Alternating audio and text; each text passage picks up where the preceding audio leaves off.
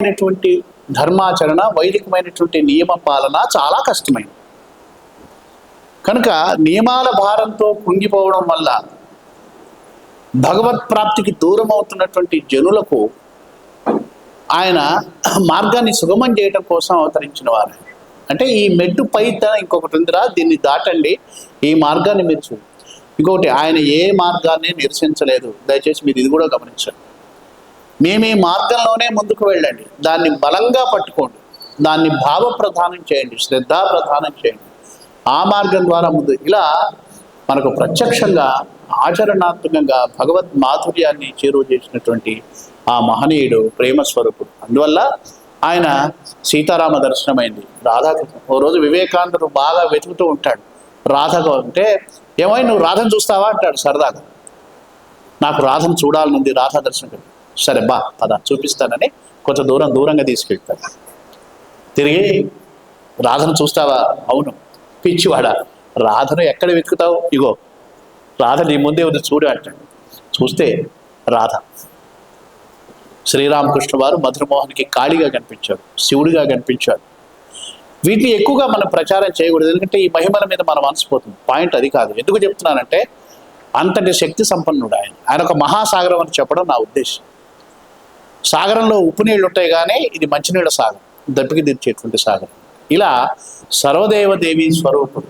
కేవలం ఒక మూడు మూరల ఆ యొక్క దేహం మాత్రమే కాదు, ఉపాధిని మించినటువంటి నిత్యమైన సత్యమైనటువంటి చైతన్య స్వరూపమే శ్రీరామకృష్ణుగా ఈ భూమిలో అవతరించింది. కనుక ఆయన అంటాడు, చిత్తశుద్ధితో ప్రేమతో తమ ఇష్టదైవాన్ని పొందాలనుకునేవారు, ఇష్టదైవ దర్శనాన్ని కోరుకునేటువంటి వారు ఎవరైనా నా సంపర్కంలోకి వస్తారు.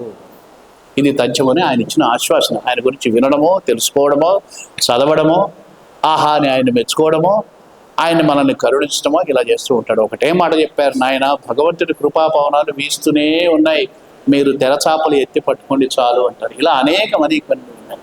కనుక మనల్ని చెయ్యి పట్టుకొని ఆ దుంగల మీద, ఆ యొక్క వరి పొలాలలో పసిపిల్లల్లాగా ఉన్నటువంటి మనము కింద పడిపోకుండా, బురదలో జారకుండా మనల్ని గట్టిగా చేయబట్టుకొని నడిపించేటువంటి తండ్రి భగవంతుడు.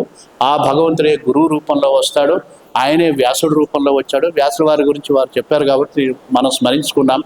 ఆ వ్యాసుడు, ఆ తర్వాత శంకరాచార్యుల వారు, తర్వాత కృష్ణుడు ఉండనే ఉన్నాడు. అనంతమైనటువంటిది తరతరాలుగా అలా కొనసాగుతూనే ఉంటుంది. అందుకనే ఆయన స్ఫూర్తితోనే ఆయన ప్రతిరూపం అయినటువంటి వివేకానంద స్వామి ఒక మాట చెప్తారు, don't seek God, see God. భగవంతుడి కోసం వెతకండి. వెతకడం ఏంటి? ఆయన ఎక్కడ లేడు పిచ్చోళ్ళారా? సీ గాడ్, భగవంతుని చూడండి అని. ఇది చాలా తేలిక, ఎందుకంటే ఆయన అనుభవించాడు కాబట్టి. ఆ స్థితికి రావడానికి వాళ్ళు ఎంతో తపస్సు చేశారు, ఎంతో కష్టపడ్డారు. మనం కూడా ఆ స్థితికి చేరగలము అనేటువంటి వివేకానంద చాలా టఫ్ క్యారెక్టర్ మీకు కనిపించదు, అలాంటి వాడిని మహాభక్తుడిగా మార్చాడు. అనేకమైనటువంటి అపారమైనటువంటి అచింత్యమైనటువంటి శక్తి ఉన్నటువంటి దైవతత్వమే గురువుగా వస్తుంది. ఆ గురుతత్వాన్ని వాళ్ళు మనం స్మరించుకుంటాం.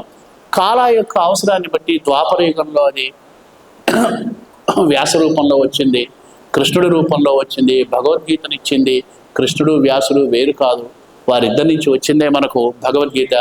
మళ్ళీ దాన్ని పునరుద్ధరణ చేయడం కోసం శంకరాచార్య వారు మహత్కార్యం 32 సంవత్సరాలు ఆయన ఆ కాలమాన పరిస్థితులు, అది 19వ శతాబ్ద కాలమాన పరిస్థితులలో మళ్ళీ ఆధ్యాత్మికతను పునరుద్ధరించిన మహానుభావుడు శ్రీరామకృష్ణ వారు, ఆయన శిష్యుడైన వివేకానందుడు, ఆయన అర్ధాంగి శారదామాత.